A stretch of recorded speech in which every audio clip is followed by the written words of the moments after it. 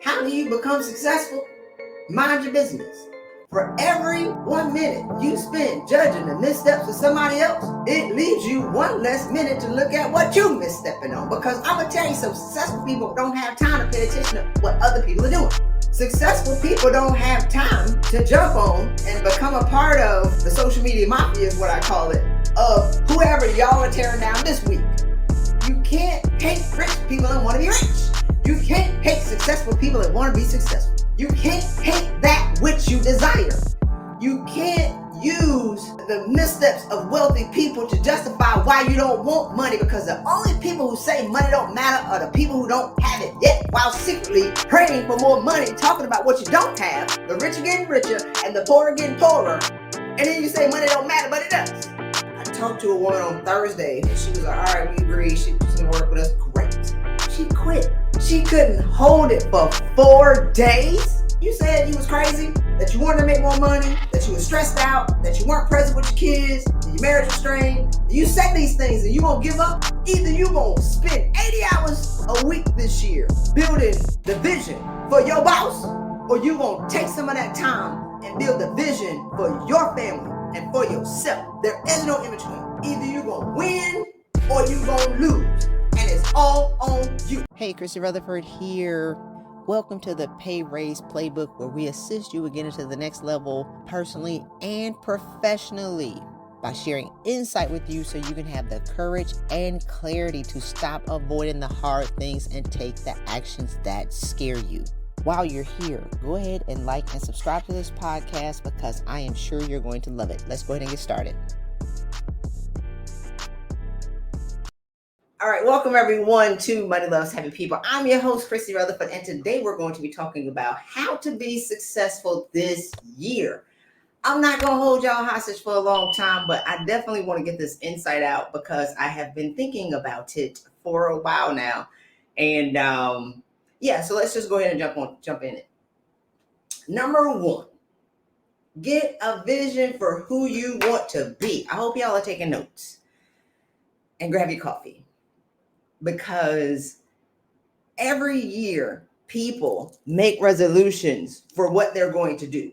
They never really get clear on who they want to be. And so it becomes this running joke of you've already blown your resolution by January 2nd, something that you created on January 1st, because you weren't really committed to it, which is number 3 we're going to talk about. But the first thing is, who do you want to be? And I talk to a lot of women who want a better job. That's doing. Because they think that the job is going to make them happy. But when I tell them that they can be happy in their existing job, they think I'm a fraud. Wait, hold on. Let me back up. If I tell them they can be happy, they don't think that's true. So you want a dream job and a hellacious life. I am committed not to yell today. So you mean to tell me you want a dream in your job and hell in your life, and that's okay?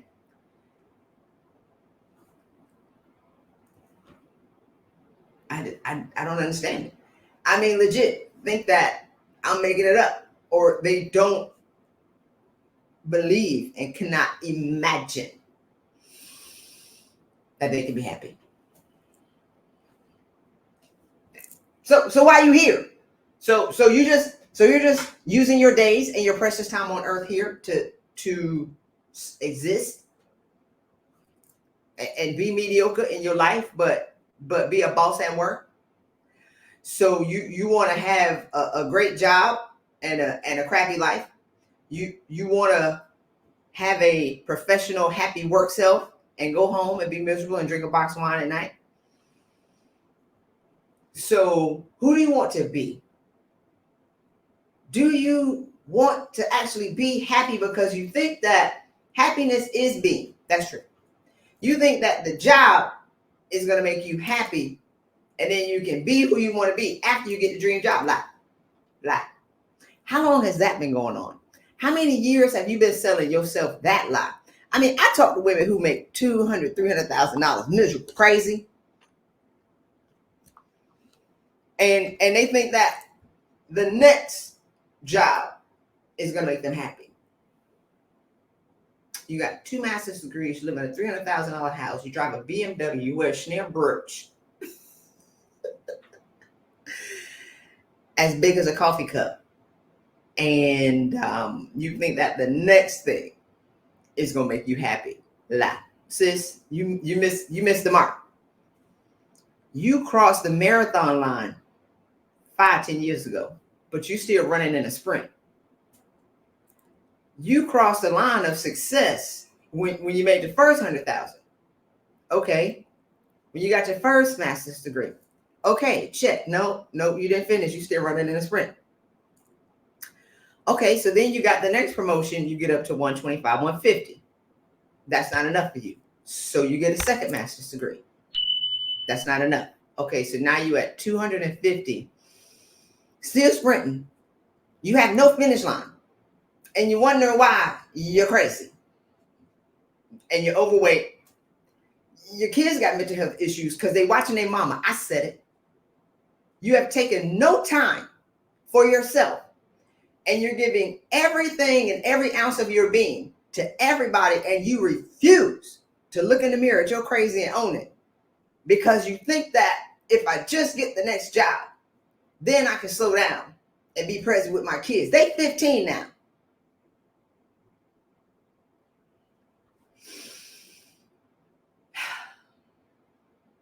Social media is raising your kids.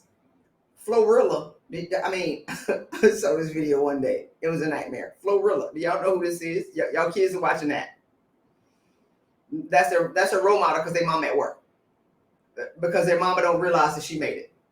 Because the mama don't want to realize that and slow down enough to like make herself a priority so she can be present with herself, so she can be present with her kids. I'm gonna get off that because that wasn't my point.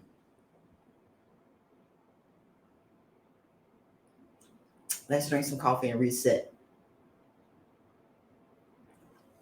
But I am beyond sick and tired of watching healthy women crack up and blame everybody else for it. Crack up. And I did it. Let's be clear. So I just I couldn't believe that I could be happy. I didn't lie. Nobody told me I could be happy while I was being successful. Nobody really talked about the sacrifices that it takes to become successful. And I think that's the biggest thing is that we get caught in sacrificing and enduring and being dependable to everybody. We have no juice for ourselves. And we actually refuse to take care of ourselves until we run into a brick wall doing 150 miles an hour. And so a part of what I do and a part of what I love is awakening women to that. You deserve better. You can have better. You can be better. But you have to do something because nobody is coming to save you. Your job ain't going to write a policy. The insurance company don't care if you die. They don't, I used to say that, or, they taught us how to manage our stress. That, the hospital bills, this organization can save $8 billion a year on medical conditions, stressed out medical conditions. No, they don't care. You die, the insurance company going to pay out. It don't matter. And so I never really thought I could be happy. I wanted to be successful.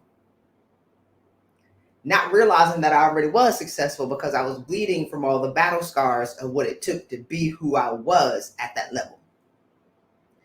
To run through all the glass, bust through the glass ceiling, run through the walls, kick the doors open, and then succumb to the wounds of the shards of the glass and breaking the glass ceiling.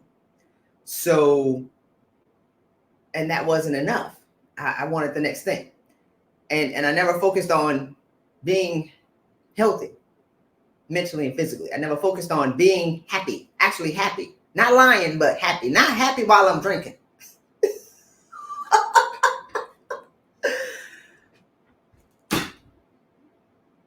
Point number 1, get a vision for who you want to be, not requiring anything external to yourself to get it.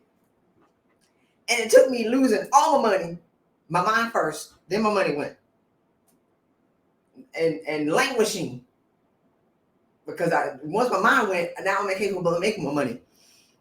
To realize that I had all I needed to be happy. I just didn't slow down enough to take inventory of it. And the last part before we move on to number 2 is, as a leader, you've planted so many gardens and so many fields. We never feel successful because we never turn around to look at the garden that's in full bloom. We're always sowing, doing. We never stop to realize our harvest is rotting in the fields behind us. We have planted thousands of acres. Peaches, grapes, onions, apple orchard, strawberries, blueberries, flowers, roses, tulips, azaleas, and they're on full display in the people that we've influenced, in the people that we've touched, in the family that we've influenced, and in the things that we've done, and the causes that we've given to, and the projects that we've built. And we never feel successful because we never stop and turn around and look at what we've done. We're always focused on what is the next thing that I need to do to be happy. We're never happy. Never, ever, ever. And that's not fair. Because don't nobody want to be around somebody miserable. Ever. I mean, your family tired of listening to you. Your spouse tired of hearing you complain about your raggedy job. Because it wasn't this job, it was last job, it was the job before that, and the job before that. Your friends, they not tired of you hearing you complain about your job because they with you. Drinking liquor and eating empanadas and fried foods and tortillas and salsa and guacamole. Y'all are doing the churros with the chocolate dip and sauce at brunch with the bottomless mimosas. Y'all are doing it together. So y'all are enduring together. Y'all are suffering together, and y'all think that's normal. Lie. So that's number 1. Number 2. Are y'all ready? Are y'all taking notes? Y'all hit me. I see y'all. Am I going too far?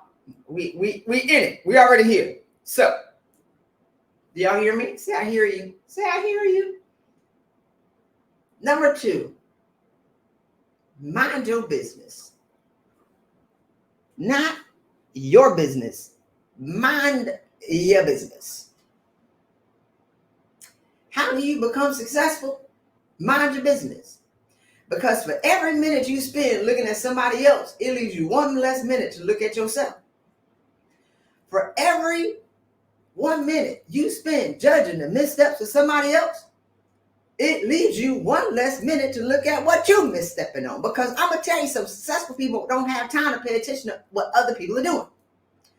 Successful people don't have time to jump on and become a part of the social media mafia, is what I call it, of whoever y'all are tearing down this week. Because next week is going to be somebody else. And so you spend your time writing dissertations and judging the actions or the missteps of other successful people while you ain't successful. Either you focusing on your vision or you judging somebody else's vision that's already come to fruition. Either you're doing the work to focus on what you're supposed to be doing and why God called you to be who you came to be, or you looking at and judging how somebody else didn't do it right or whenever they fell down the steps. So you can't hate rich people and want to be rich. You can't hate successful people and want to be successful. You can't hate that which you desire. You can't use the missteps of wealthy people to justify why you don't want money, because the only people who say money don't matter are the people who don't have it yet, while secretly praying for more money, talking about what you don't have, complaining about what you don't have. The rich are getting richer and the poor are getting poorer. And then you say money don't matter, but it does.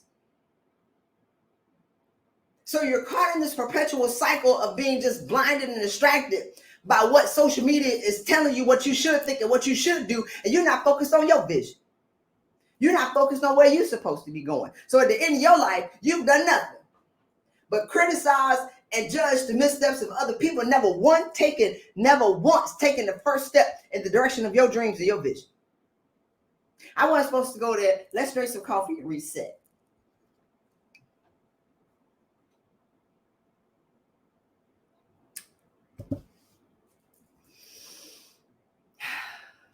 I don't know what's going on with Puffy. I don't know. When people send me the videos, I ain't watching it. Don't even talk about my favorite bishop ever. I don't know. Like, I don't know. I don't care. And I'm not saying, I don't know what Puffy did. Was it right or wrong? I don't know. I got work to do. I got schools to build. Puffy built school. I'm not judging what he did as right or wrong. I'm not being an advocate or victim shaming and all this other kind of stuff that people want to label. No, I'm just busy focused on why I'm here and what God called me to do. Puffy rich. He built schools. He's been philanthropic. What you doing? I don't have time to judge what he's done because I got work to do. And here's the thing. So my friend sent me a note and was like, hey, Christy, watch this about our favorite bishop. I said, I ain't watching nothing. I don't care. I'm busy. And this is what I know for sure. You can't judge people in their mountaintop or their valley moments because you haven't gone with them in their valleys and at the bottom of the ocean and, during their persecution. And I was writing about it yesterday. I'm trying to figure out how I'm going to do it. But you weren't there when God scattered the seeds and the birds, the haterade family came and took the seed and ate it, right? You weren't there when the thorns came and choked their dreams out. You weren't there when the sun came and scorched it.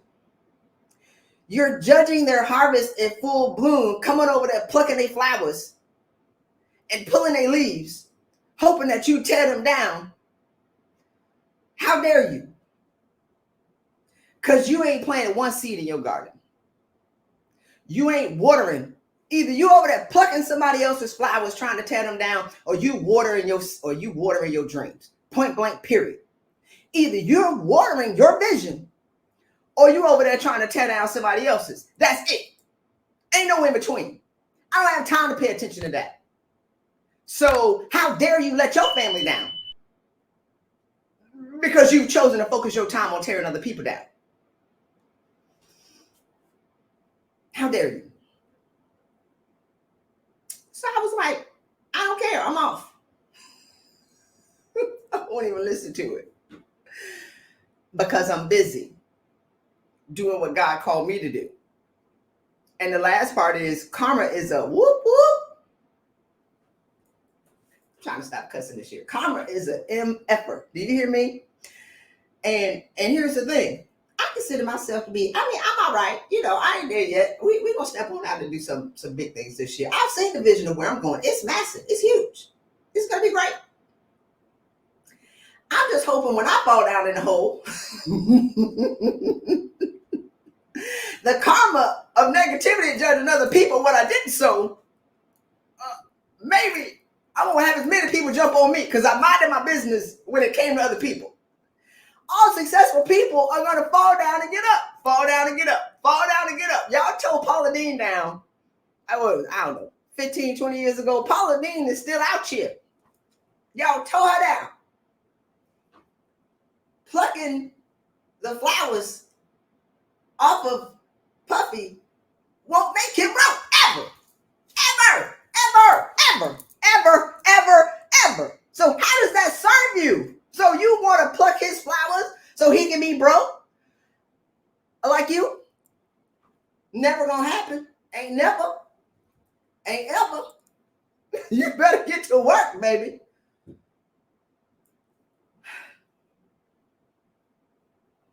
You can't hate successful people and expect to get ahead, because by the very nature of the seeds that you're sowing of disdain for highly successful people, it is coming back to you in disdain for your success.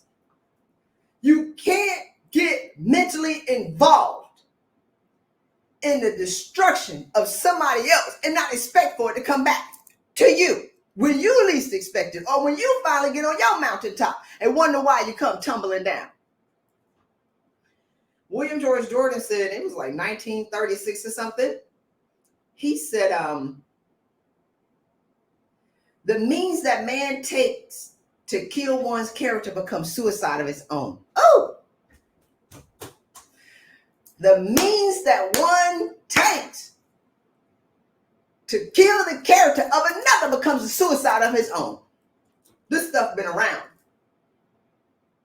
Hey, Christy, Rutherford here. Wanted to see if you have already joined us in my mentorship community. If not, I'm not sure what else to do, and what are you waiting for? If you're tired of being stuck and overwhelmed, if you're tired of going in circles, if you can't figure out how to get to the next level despite the gazillion degrees that you have and the 15 to 20 years experience that you're walking around with, the untapped, unmonetized intellectual property, is time to do something different. So get off the fence. Join us in this community. Allow me to mentor you and hold you accountable to the things that you say that you want in your life. Join us in this community. Use the information. Get your money. It's not that hard. $15 million in salary raises since 2020 in some of the toughest economic times. People are winning. Why not you? So, number 3. I was planning on being calm today. I don't know how I...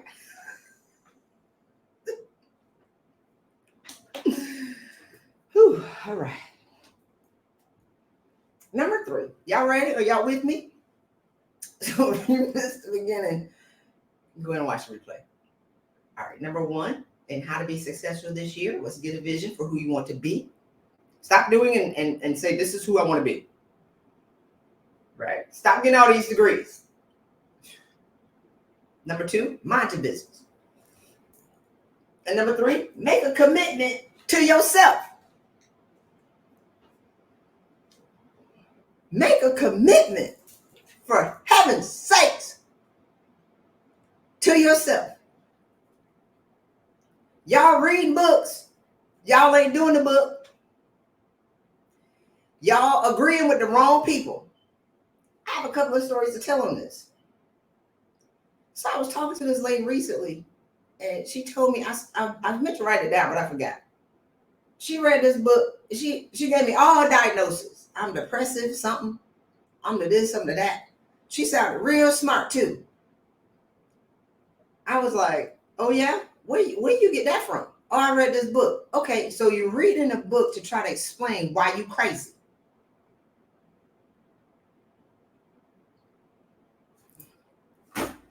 You're reading a book to try to justify why you're on the bottom.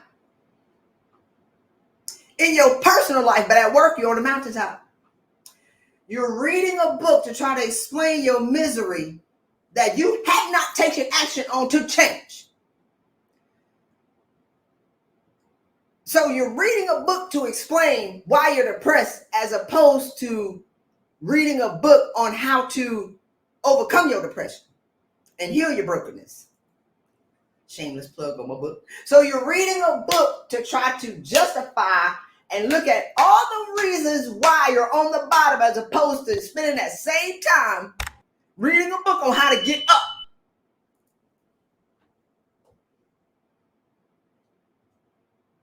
I mean, it's the same time. We all got 24 hours in the day. So I was like, okay. So you've adopted the language of your limitations. We ain't even talking about your liberation. So you have no time for your liberation because you've adopted a language to walk around and tell everybody about your limitations. Imposter syndrome, lie, a language of limitations. You know, corporate has a language of limitations.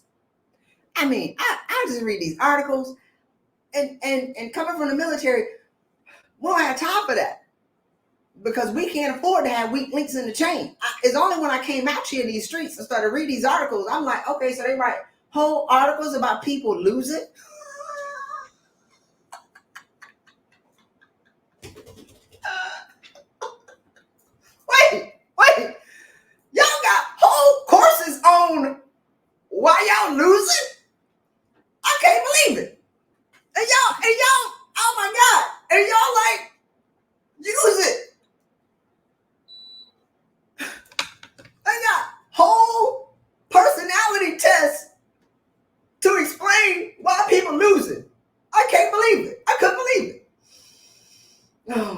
Let me get off that. I'm getting hot. And so, imposter syndrome, high functioning depression, high functioning anxiety, lies. High functioning depression means I know I'm depressed, but I keep working on my job and I won't turn around and fix what I broke.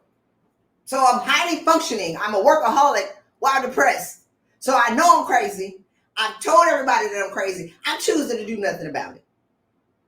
I've never heard of high functioning depression before in the past, except for in the past couple of years, when the women who stuck their heads in the mud in 2020 decided, I'm going to wait for the sweet by and buy sweet Jesus and do nothing about the chaos that had been going on in your life before 2020. 2020 just revealed who you were. It didn't create anything.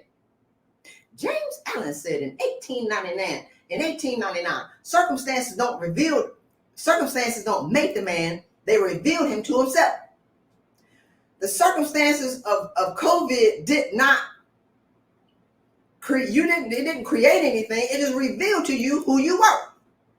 It revealed to you your marriage. It revealed to you your relationships. It revealed to you your loneliness that you're denying, but because you're working and volunteering and doing all these things for 80 hours a week, now you got to rub your own leg at night because you can't go outside and go to Trader Joe's. Circumstance don't make the man, they reveal him to himself. So now, I mean, it is a marketing term frenzy on how can we label the people who have not taken control of their mindsets. What medical term can we create? And don't even get me started on the companies that will medicate you and the people who will give you the medication to keep you where you are so they can take vacations. I remember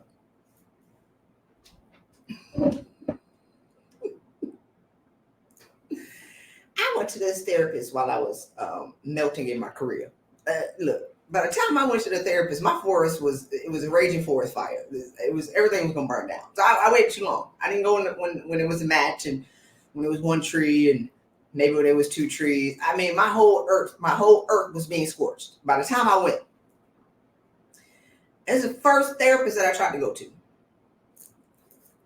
and he said, he didn't listen to nothing I said, y'all. He talked for 30 minutes, and then he asked me 2 questions, and then he said, I'm going to medicate you immediately.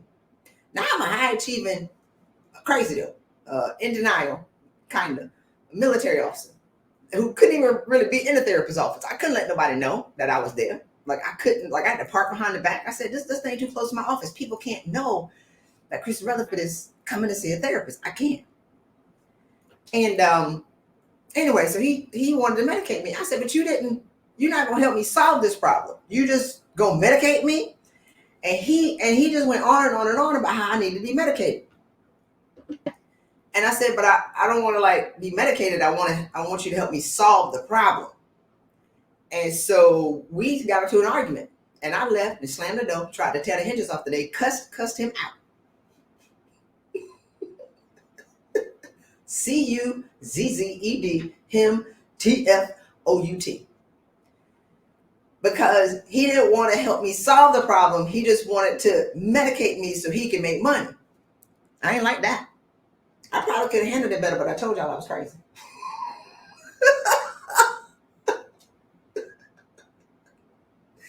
And then I went to another therapist. And I'm not knocking therapy because some people need it. I have a therapist. But we got to be solution oriented. We can't just be sitting over here talking about the same stuff. I talked to this lady. She said, me and my therapist been talking about why me and my ex broke up for the past 3 years. Hey, it didn't work. Get over it. Move on. 3 years? You've been talking about you and your ex for 3 years? You had 3 years to create a new relationship? You could have been dating 6 people by then. But let's drink some coffee and reset. 3 years? Sis, it didn't work. Next.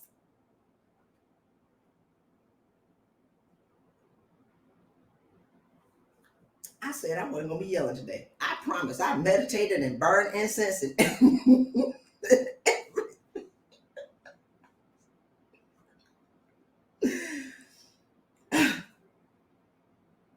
y'all got some questions.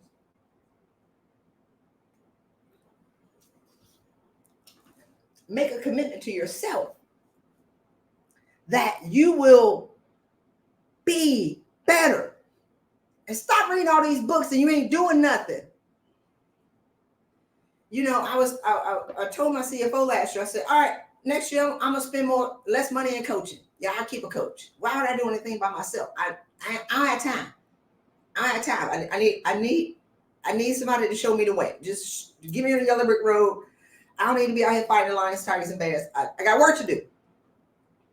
I said, I think I'm good. I'm gonna go out and chart a path. I done got all these compasses. We done built the arc, and you know, but the way my goals are set up though. I'm leaving tomorrow to go to LA for a coach, and then right after I leave LA, I'm going to an Atlanta for an event to talk about keynote speaking. Because I have my goals written down, just like y'all. But I'm committed to my goals. So when something shows up, I'm looking at my goal sheet and I'm looking at what just popped up. It costs money, but I got my goals. So I said, okay, I'm going to go because I know where I want to be and who I'm going to be in life. And I will pay experts for their expertise. Napoleon Hill says, opportunity takes the slide back door approach. And many people don't recognize opportunity when it comes. So a lot of y'all are waiting for an opportunity, but you ain't put a dot on the board for what you want and who you want to be. So when it comes, what are you measuring it against? I know I wrote my goals down. Big ones. Always. And so when something shows up, I'm looking at my goals.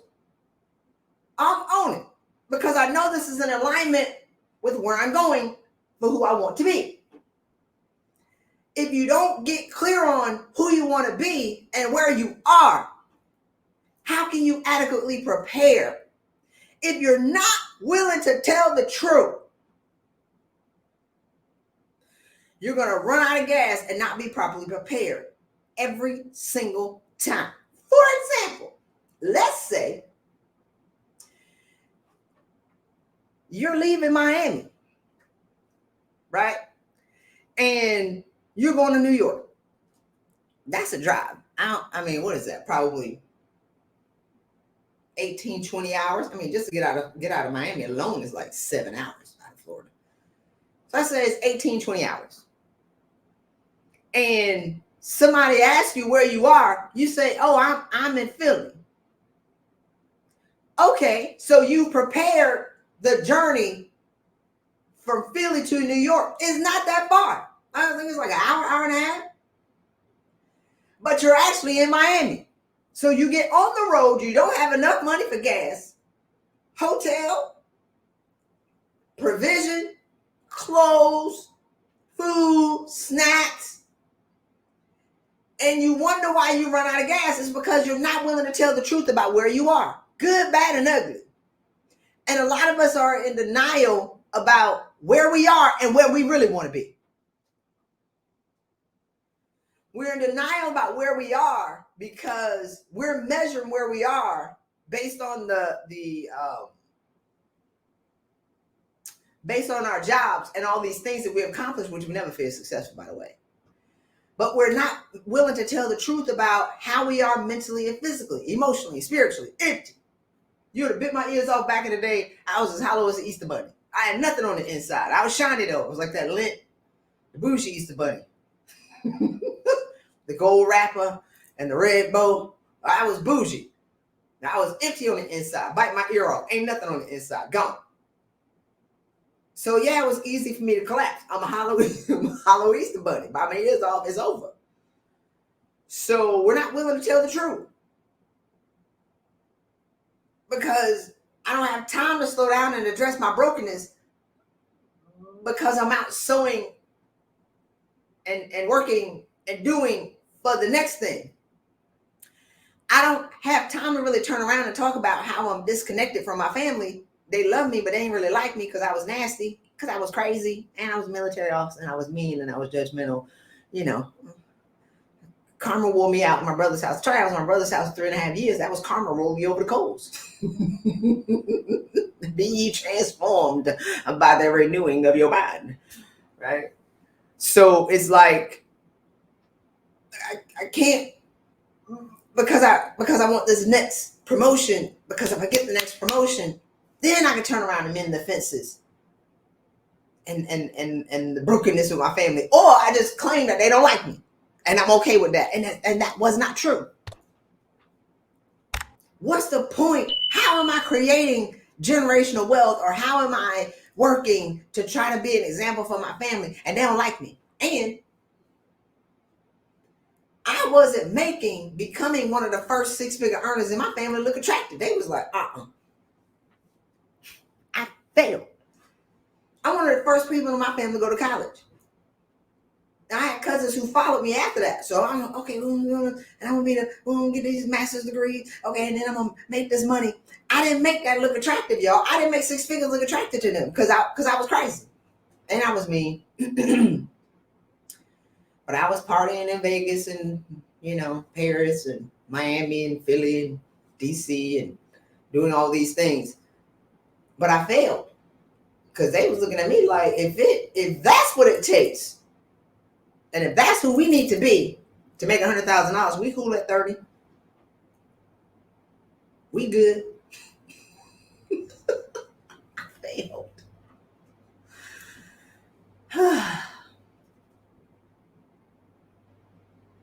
So when you make a commitment to yourself, it's really about getting back to the main thing, making the main thing, y'all.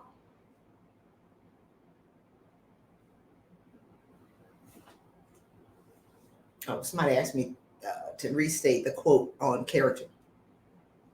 He said, the means that man takes to kill another's character becomes suicide of his own. William George Jordan, The Majesty of Calmness is the book. So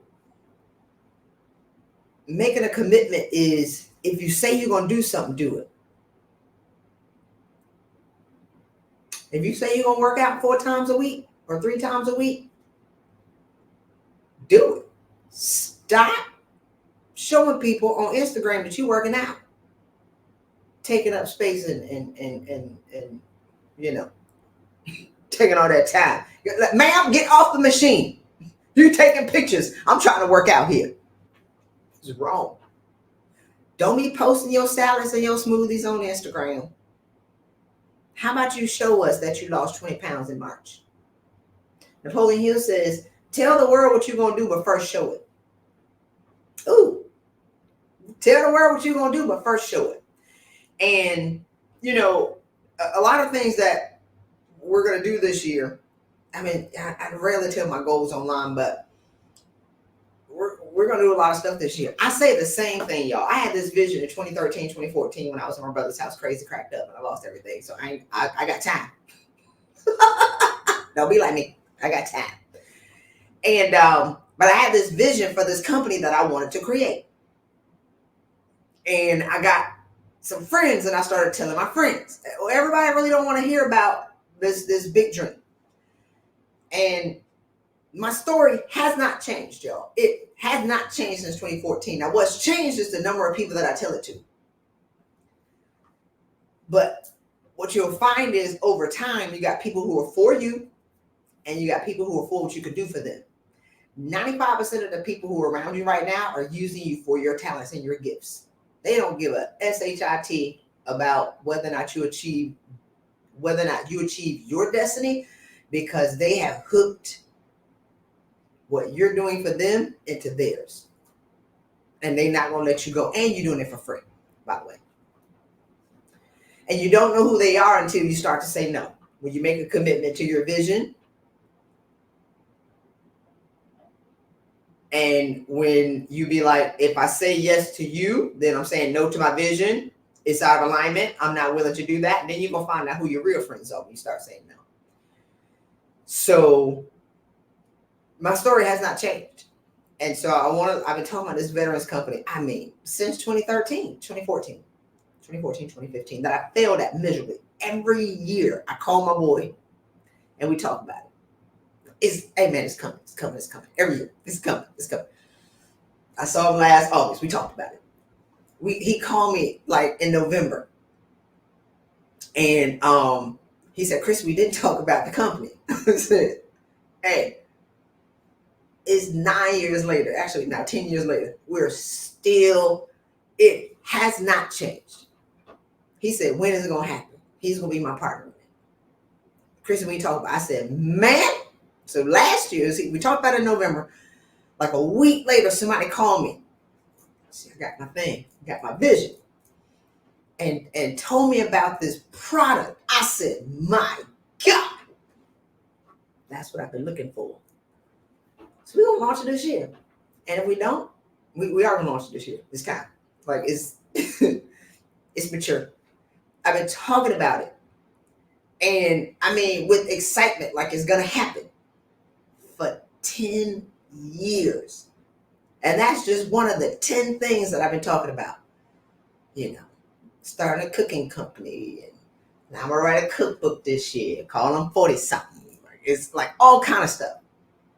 So that's my definition of being happy, is fulfilling the vision that I've seen.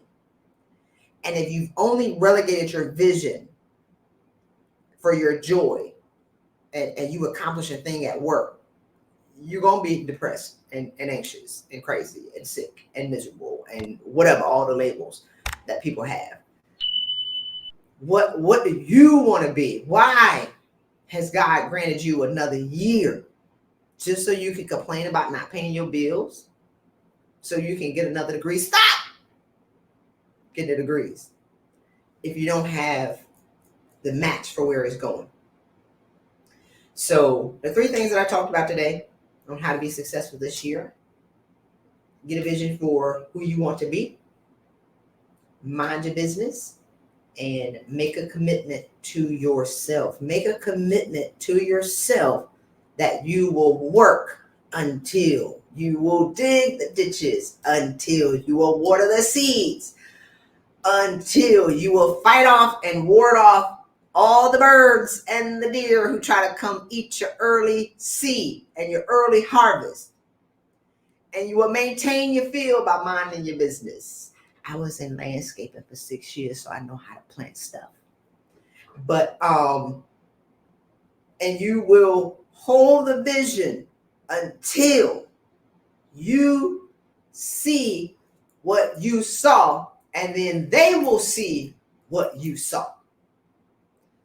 Don't commit to something and then give up when you hit the first bump in the road.